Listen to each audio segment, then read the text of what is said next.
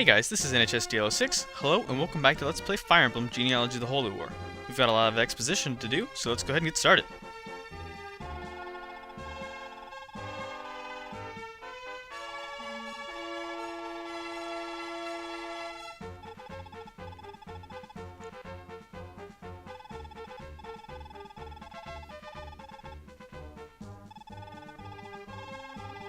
Alright, so this is just basically explaining the game mechanic of towns where visiting them will net you money, but any time that any of them are destroyed in those 10 turns, you'll lose 500 gold apiece. And this is the first time that we're actually prompted with saving the game. You can save your game at any point prior to the start of each turn that you have, which is kind of a nice feature. It's a little not Fire Emblem-esque if you've played the newer Fire Emblems, but I guess it's kind of similar to also the battle saves of later Fire Emblems.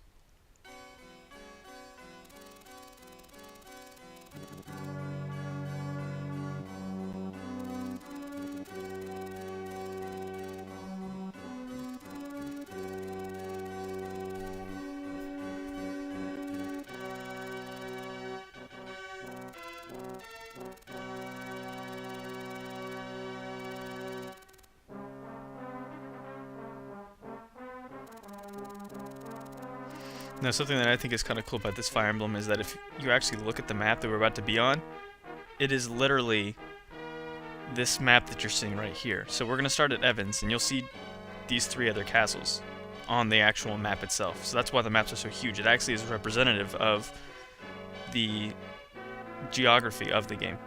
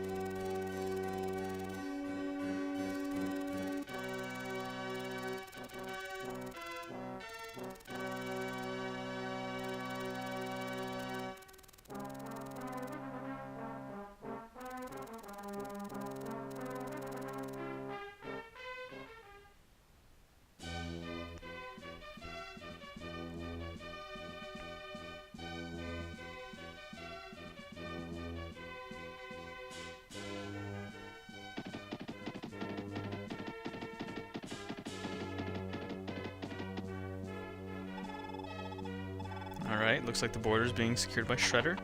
All should be safe in the world, unless we're turtles. Then we'll be in trouble.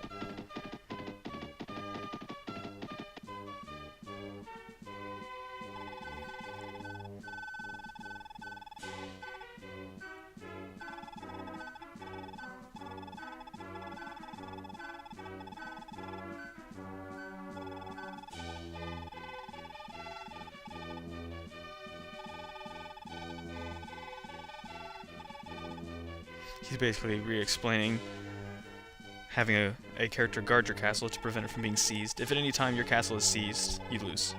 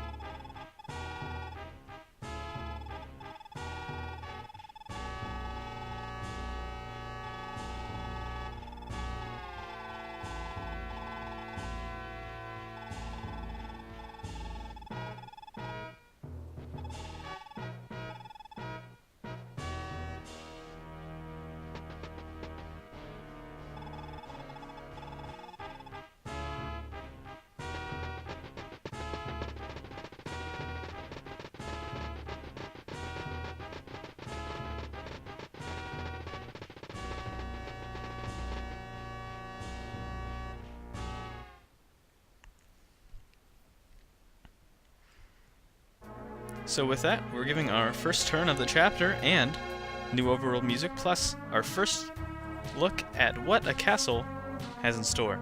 I apologize in advance that this chapter, or sorry, not this chapter, this episode isn't going to have a ton of gameplay in it, probably not much at all, mainly because this castle is pretty deep in what we have to do. So, as you can see, you have all 10 of your characters in the castle just hanging out for now, but there's a lot of things you can do inside this castle, so let's go ahead and check out what we can do. So, as you can see here, the castle menu has 6 items that you could look through. They are Town, Sortie, Guard, Promote, and then these 2 that we'll worry about later. So, first is Town. The Town is basically what you'd expect. It's kind of similar to the submenu that you would have when you were picking your characters from other Fire Emblem games where you could go and buy and sell items, things of that nature. Sortie is to essentially leave the castle and take your first turn onto the map. Guard is pretty self-explanatory, and Promote as well. So let's go ahead and check out the Town. The Town is comprised of 6 sub-menu items within itself, and those are Weapon Repair, Pawn Shop, Storage, Arena, Fortune Teller, and Item Shop. I'm actually going to look at these going in clockwise fashion, so let's look at Weapon Repair first. Weapon Repair is exactly as it says. You pay gold and your item gets repaired from however many uses you have currently up to 50.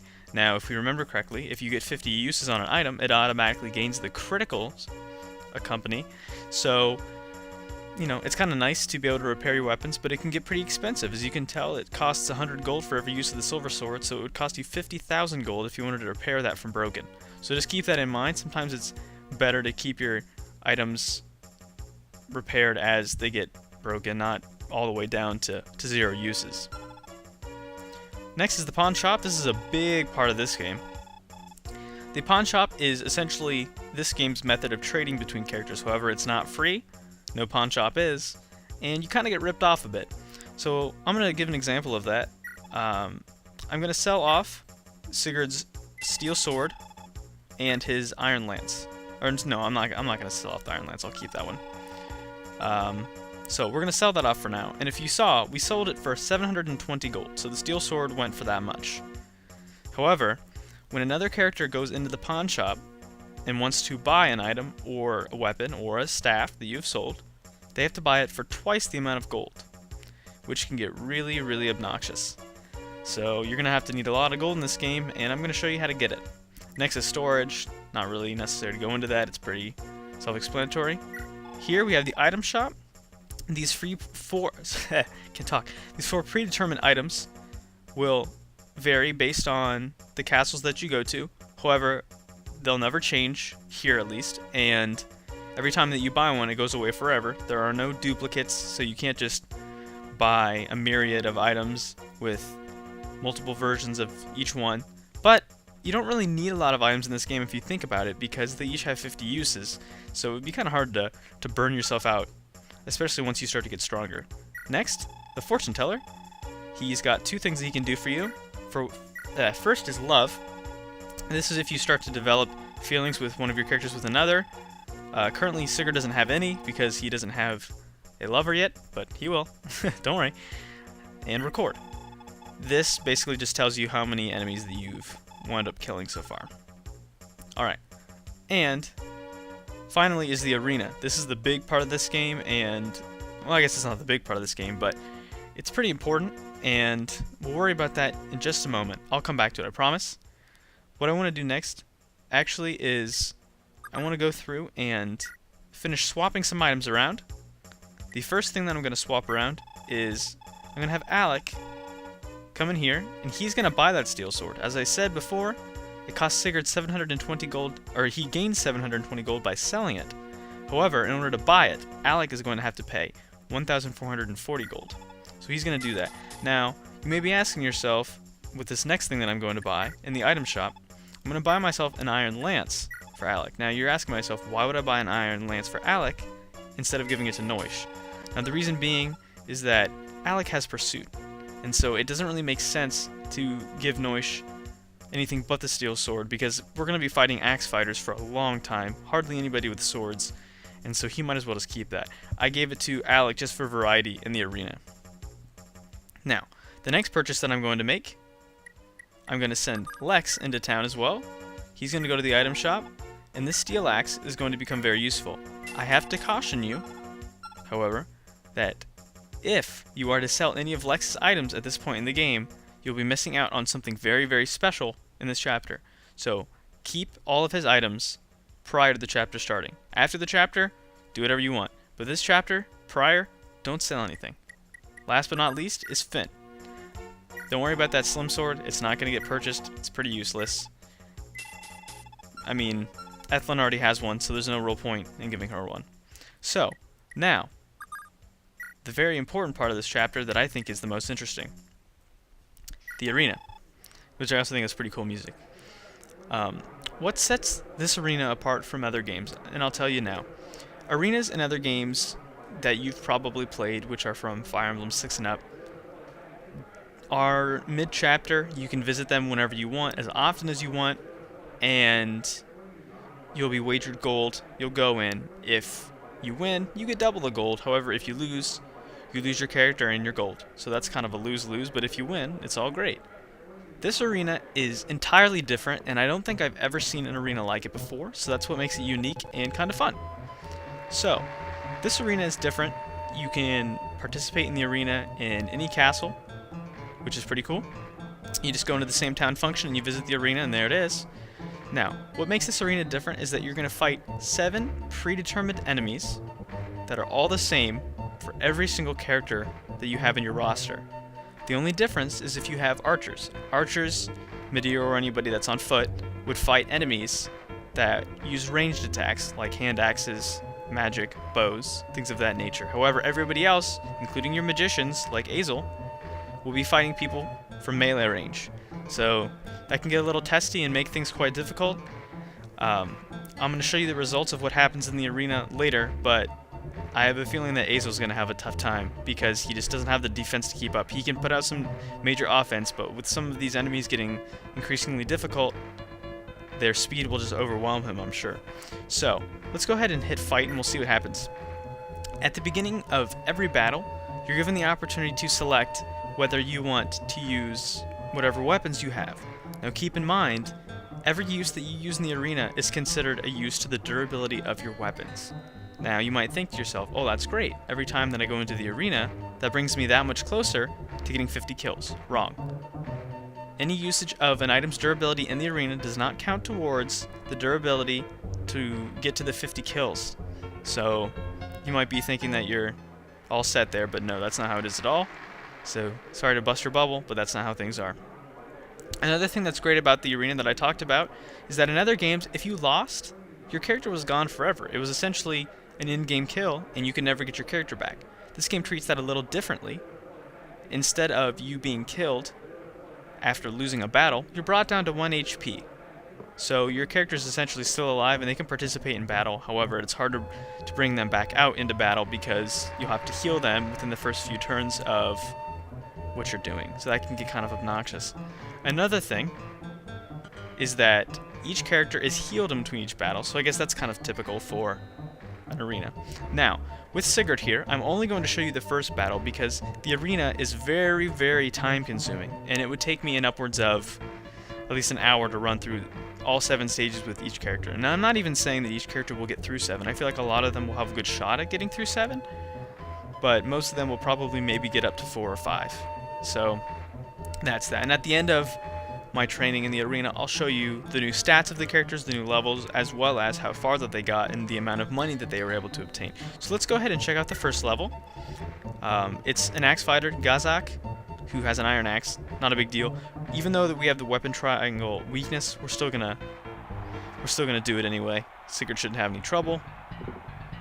He's pretty stellar at this point in the game. So, as you can see, no trouble here. You're gonna gain experience. You're gonna gain weapon levels, and you're going to gain money.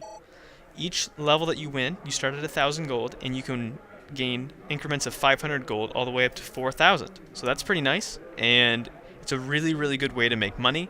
There's a lot of characters in this game that will need money to buy special items, and it's an easy way to do it, and it's a great way to get levels prior to a chapter starting, so that way you can basically roll with the amped up difficulty each time. So, for now, I'm going to cut to the end of training, and I'll show you how well I did, so I'll be back in a second. Hey guys, I'm back, and I'm done training. So as you can see, got everybody through the arena. Let's go ahead and take a look at each of our characters, shall we? First is Sigurd. He grew a few levels, and his silver sword really took a beating. Sigurd gained a lot of gold. He only had 6,700, roughly, and he was able to complete the arena, as you can see by that star down there. So the arena is a great place to gain levels. It's a great place to gain gold. I mean, you pretty much have to do it if you want to keep up with this part of the game, because you kind of have to work things at a fast pace in order to keep up with the game's difficulty. Now, the game's difficulty isn't really that high, but you're going to be needing to make some really quick decisions, and it really helps if your characters are a higher level. Quan, I think he gained about a level and a half. His steel lance definitely took a beating, but you know, it was worth it. He's got 17 strength now. That's pretty awesome, and his defense is pretty high as well. Every level that Quan and Sigurd gain automatically nets them a point of HP, so that's really nice. He was able to clear the arena as well, and he's got 23,500 gold, so that's pretty great. Arden, he was the only person who was unsuccessful in the arena so far as dying. He gained a couple levels, and in dying, quote-unquote, he was brought down to 1 HP. So technically he didn't die, but, you know, he didn't really do that hot. Arden is kind of a bum character. It's hard to use him, but he did get 14,000 gold, so that's really nice. And he was up to Arena level 5. That's the last stage that they were able to complete. Next is Noish. He did pretty well. He got a couple levels out of that, too. And his strength is really blossoming. I'd really like to see more skill and speed out of him, but, you know, what can you do? And his steel sword is gonna need to be repaired, I'm sure. And his gold, got a pretty nice chunk of gold. And he got up to level 7, which was awesome. I wasn't expecting that at all, but we got some lucky criticals with him. Next is Lex. Lex had a great time in the arena. He got up to level 10, but, I mean, without Paragon, he probably would be somewhere around 8, maybe 8.5. I was able to use the steel axe more than the iron axe because they both have the same amount of accuracy, as you can see, and weight.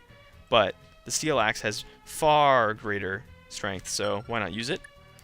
He got a ton of gold. He got up to level 7. He did well. Next is Azel. Azel was my straggler in this mission, even more so than Arden.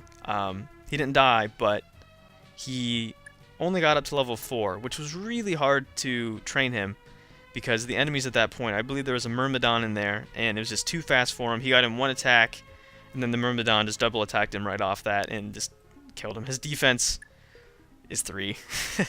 He's not going to do much. I mean, he did a pretty hefty amount of damage offensively. He was doing 18 to 20 damage on these guys, but only getting one attack and it's not going to cut it. So hopefully Azel gets some magic and speed so that way he can keep up in the arena in the future. But he did get a pretty nice amount of gold. Alright, next is Ethlyn. Ethlyn did pretty well. Her slim sword was really troublesome to use because it could only do in upwards of 5 damage, and it was really hard to fight against enemies that had a lot of defense. There was some enemies near the end of the arena that I was only doing 1 to 2 damage a piece, and it was pretty useless. I mean, I would have burnt out her slim sword really fast if I would have just had her continue to double attack every time. She got 18,000 gold, made it up to level 7, which was super surprising. So that was really nice. Next, we have Alec. He got a lot of good use out of that steel sword and the iron lance as well. Alec is my favorite of the 2 cavaliers just because he has pursuit. I know that Noish can hit harder, but Alec technically will since he can double attack, which Noish can't. He got a lot of gold, and he completed the arena, which was super surprising, but his variety of weapons was definitely very useful.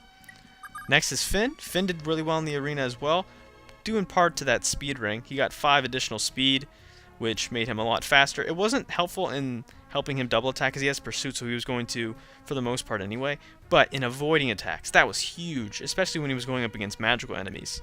He completed the arena as well, and he got 21,000 gold. Last but not least is Midir.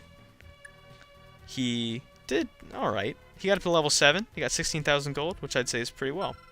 So, in the next episode, guys, we're going to start the chapter, and we're going to get cranking and see if we can't save Lady Ideen. I've been an HSTL6. Thanks for watching, and I'll see you guys next time. Bye-bye.